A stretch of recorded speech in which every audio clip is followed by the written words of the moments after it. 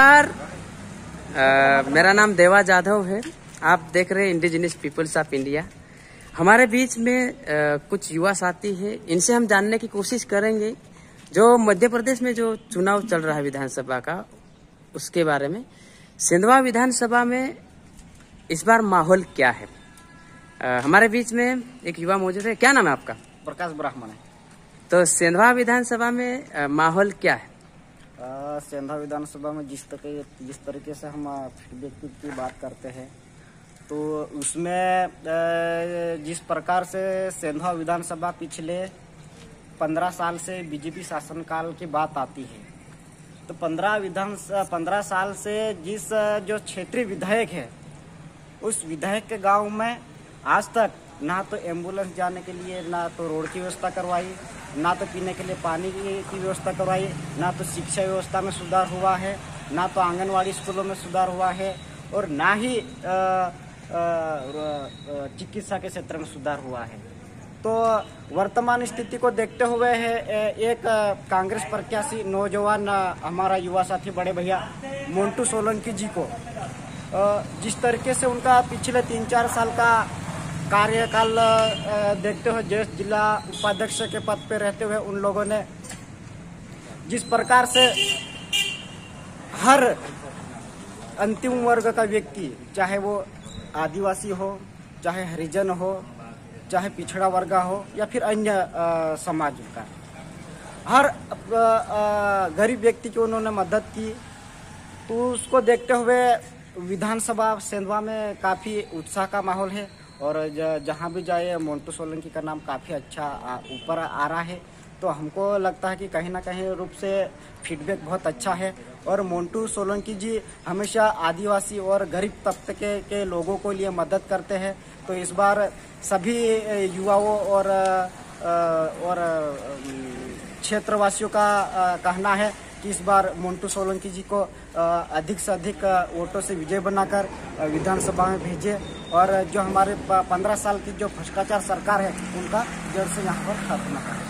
तो प्रकाश भाई, यहाँ पर आप मोन्टू सोलंकी जी की बात कर रहे हो। यहाँ पर एक नानसिंह नावड़े है आम आदमी पार्टी से, वो भी एक अच्छा उम्मीदवार माना जाता है, और एक है अनुभवी खिलाड़ी जिसको बोलते हैं हम, जो पूर्व कैबिनेट मंत्री भारतीय जनता पार्टी से, उसको अंतर सिंह आर्य जी को यहाँ पर मैदान में उतारा है। वो भी एक अनुभवी उम्मीदवार है, तो उनके बारे में आप क्या कहना चाहोगे?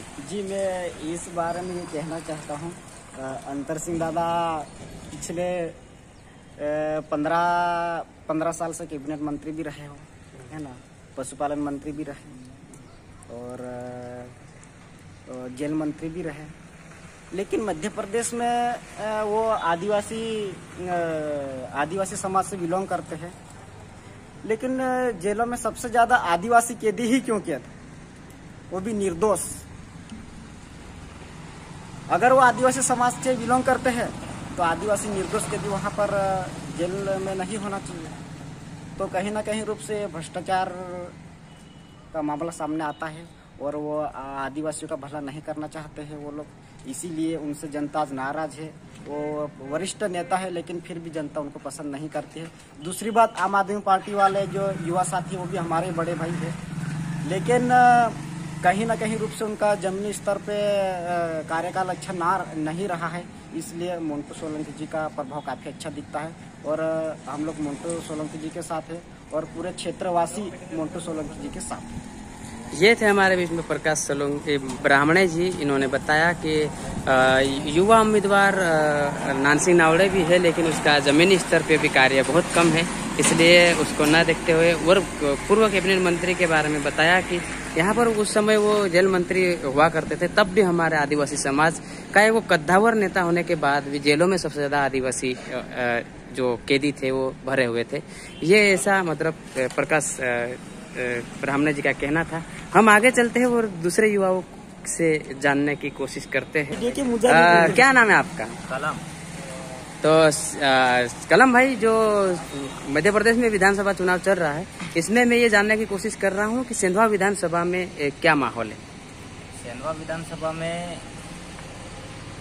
ऐसा माहौल है कि अब समाज समझ गया है, युवा समझ गया है, एक गरीब तबके का व्यक्ति है वो समझ गया है कि हमको क्या करना है।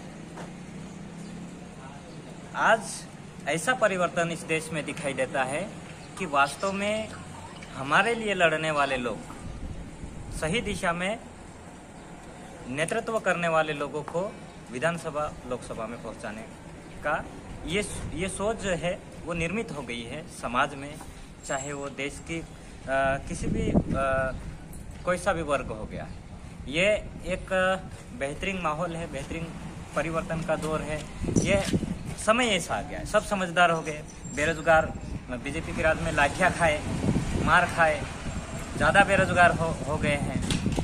और जो नौकरियां लेने गए थे अब फॉर्म भरे, वो फॉर्म भरे, नौकरी लगी, वैकेंसी रुक गई। ऐसे बहुत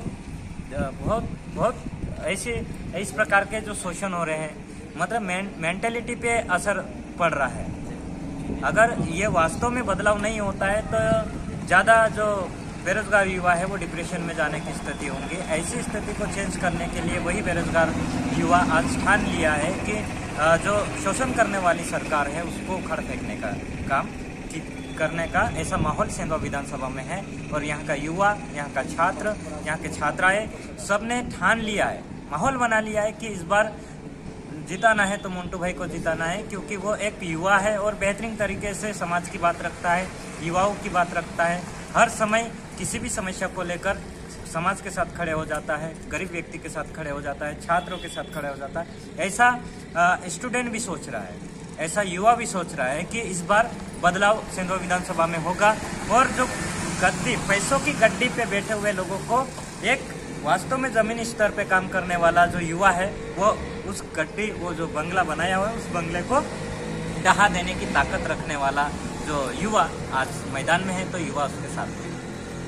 कलम भाई, देखा जाता है कि चुनाव में अनुभवी जो लोग हैं वो नए लोगों पे भारी पड़ते हैं।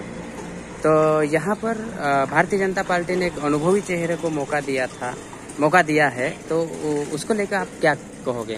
देखो, अनुभव तो उनको राजनीति का बहुत अच्छा अनुभव है, राजनीति कैसी करनी है उसका अनुभव है, और राजनीति में कुछ भी होता है। ये अभी हम युवाओं को ज़्यादा अनुभव तो नहीं है, हम समस्या पे काम करने वाले लोग हैं।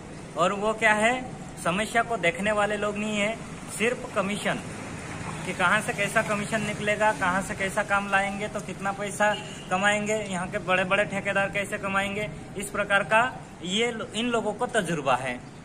और अनुभव सिर्फ बात करने का है, भाषण देने का है, लेकिन काम करने का अनुभव नहीं है। अगर काम करने का अनुभव रहता तो वास्तव में ग्राउंड पे जाके वो काम दिखाई देता है। समाज में जो सामाजिक समस्या है वो समस्या का एहसास होता, उसे बोलते हैं अनुभव, उसे बोलते हैं सामाजिक अनुभव। उनको राजनीतिक अनुभव हो सकता है, हम मानते, लेकिन सामाजिक अनुभव नहीं है। ये हमारी सोच है, ये हमारा तर्क है, क्योंकि अगर वास्तव में अनुभव रहता तो आज की जो सेंधवा की जो जनता है, सेंधवा विधानसभा की, चाहे ग्रामीणों की जनता है, वो उनको पसंद करते।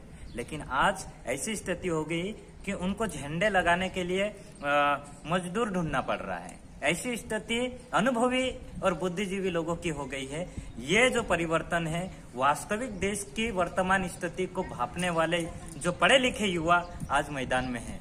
आज पढ़े लिखा युवा मैदान में है, वो समाज की समस्याओं को वास्तव में समझते हैं। इसलिए परिवर्तन सेंधवा विधानसभा में होना है और बेहतरीन तरीके से होगा। जो अनुभवी बोलते हैं उनका अनुभव वास्तव में परखने का आ गया है कि उनको कैसा अनुभव है, समाज का अनुभव है कि सिर्फ माल बटोरने का अनुभव है, या फिर कमा के गद्दी बनाने का अनुभव है, कि लोगों को बेवकूफ बनाने का अनुभव है। ये अनुभव उनको एहसास होगा, वो परखेंगे कि उनको किस प्रकार का अनुभव है। लेकिन हम जान गए कि उनको अनुभव किस प्रकार का था। अब हम किस प्रकार का अनुभव उनको एहसास करवाएंगे, ये अभी हम जानते हैं। तो अनुभव की बात आई, तो ये थे कलमवाया प्रकाश ब्राह्मणे। ऐसे ही कुछ और युवा साथी हैं हमारे बीच में। बात आई है अनुभवी वर्सेस नया चेहरा। तो मैं जानना चाहूँगा, सेंधवा विधानसभा में अनुभवी भारी पड़ेगा या फिर नया चेहरा भारी पड़ेगा? फिलहाल सिंधवा विधानसभा में देखा जाए तो नया चेहरा जो आया है, जिनका नाम है मोन्टू सोलंकी, वो बहुत उभरता हुआ चेहरा है। जहाँ पर शिक्षा को देखे, हॉस्पिटल को देखे, ग्रामीण में जो जमीनी स्तर पे जो समस्याओं को देखे, वहाँ पर तत्काल पहुंचकर उसका निराकरण करते हैं। तो कुल मिला के सिंधवा विधानसभा में मोन्टू भैया का जो चर्चे है वो एक तरफे दिख रहे हैं।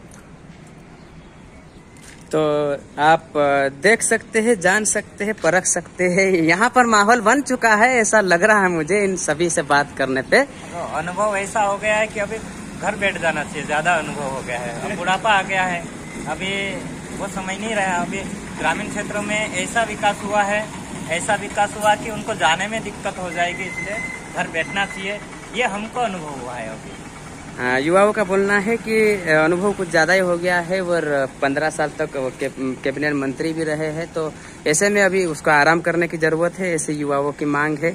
और युवा यही चाहता है कि हम बुजुर्गों का बहुत सम्मान करते हैं, इसलिए उनको आराम की बहुत ज़रूरत है, इसलिए उसको युवा इस बार आराम करवाएगा, ऐसा लगता है। जय हिंद, जय भारत, जय आदिवासी, जय जोहार, जय बिरसा।